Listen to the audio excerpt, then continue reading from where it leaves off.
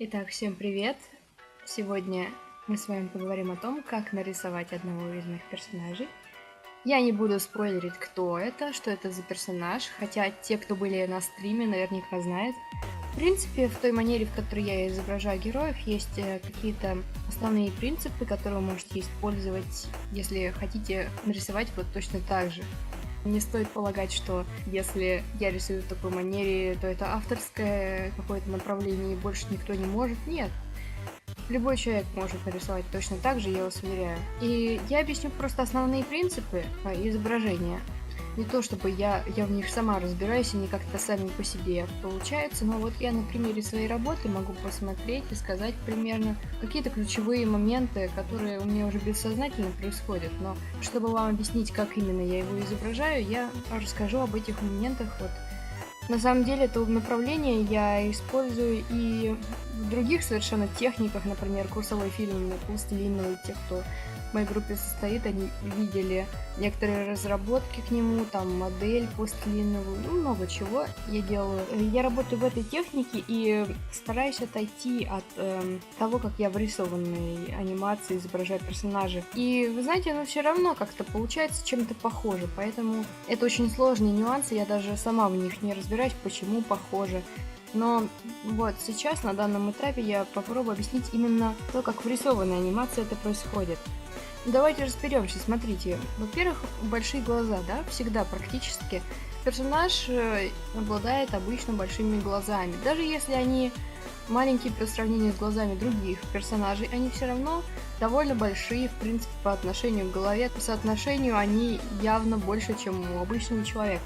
Основная фишка, которую вы должны понять, если хотите нарисовать точно так же, это то, что персонажи все время имеют какой-то объем, то есть они выстроены. По сути, это диснеевский метод, в этом нет ничего совершенно сложного. Это нужно изучить перспективу, и вы сможете абсолютно так же выстраивать. То есть в основе лежит вот этот вот метод, который я излагала в своих уроках. Потом, о чем я хочу сказать, выстраивание позы. В принципе, можно там увидеть позу Чебурашки, перерисовать на своего персонажа. Это совершенно не зависит от техники.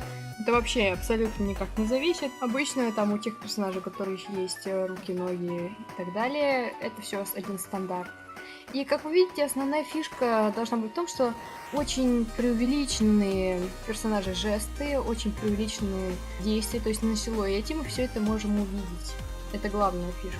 Опять же, это не новаторство, это в анимации используется очень широко. Теперь я хочу рассказать конкретно про этого персонажа. Если мы хотим именно его изобразить, вот раз это урок именно по нему, то давайте обратим внимание на то, что он не такой эмоциональный, как другие персонажи. Вот для примера вам квадр, у него такие глаза, такие эмоции, у него очень яркие эмоции, но как изображать квадра я расскажу в другом уроке, поскольку вы проголосовали за то, что первый у нас будет вот неразблокированный персонаж. К сожалению, не могу называть его имя. Значит, что я хочу сказать? Смотрите, ресницы обязательная фишка, прям реально обязательная. У него спокойный взгляд. Если сравнить, увидите, что он смотрит как-то в сторону, не смотрит напрямую. В общем, замкнутый в себе, такой переживающий все внутри себя. Это не значит, что он совершенно не любит никого. Нет, на самом деле он очень уважительно относится к другим, но, как видите, у него эмоции не такие преувеличенные. Вы видите, что у него как бы глаз, и вот эта вот фигня такая внутри. Я не знаю, что это, но вот, мой редактор говорил, что это типа как радужка глаза. Я не знаю, что это, честно скажу вам, но вот один из атрибутов, если вы хотите визуально повторить, иногда эта радужка, она появляется. Волосы, конечно же, такие пышненькие, все время я изображаю. Вообще у мужских персонажей очень часто рисую длинные волосы.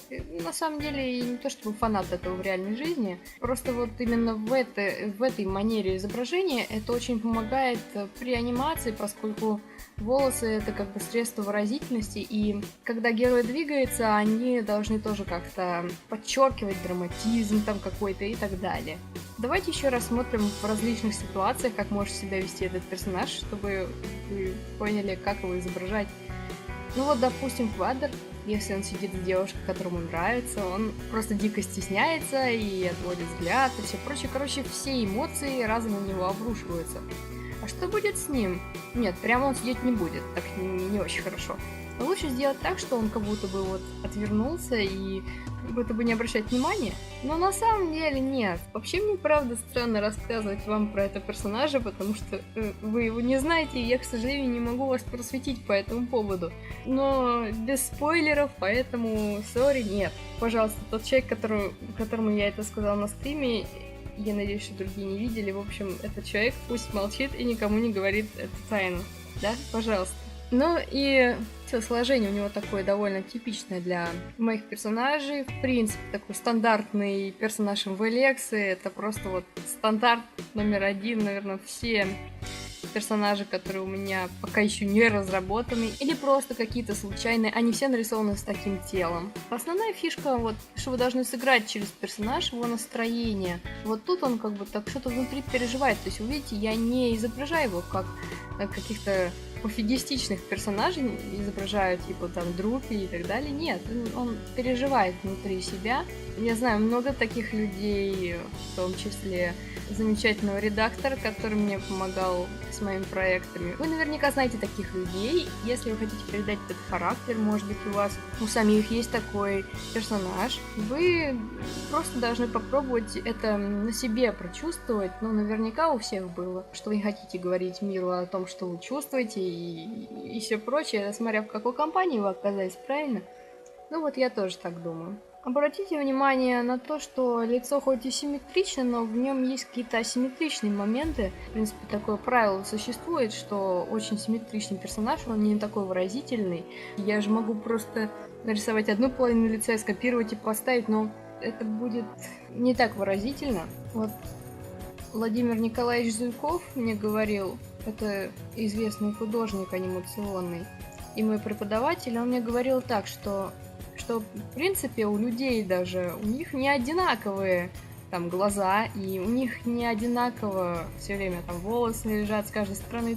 Ну ладно, еще волосы, но про глаза, может быть, кто-то из вас не в курсе, но да, они как бы разные, и под разным углом по-разному смотрится, один глаз меньше, другой больше, но это реально так.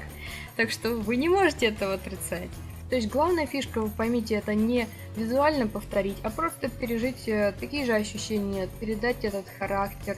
Я говорю, что, может быть, у вас есть какой-то такой персонаж или какой-то такой друг, который вам может намекнуть на то, что может чувствовать подобный персонаж. Ну и, собственно, именно это мы изображаем. Ну а теперь урок для чайников. Давайте нарисуем ему голову, рожки, тело, ручки, юбочку, ножка раз, ножка два. Просто стрелочку нарисуйте, этого будет достаточно. Нам осталось только нарисовать ему эмоции. Такие. Смотрите, как красиво получается. Не у всех получится с первого раза. Украсьте ваш рисунок спецэффектами. Ну чё, вроде неплохо. Любой хороший художник должен уметь владеть штриховкой. И рисовать мышцы. Чудесно. Ну что?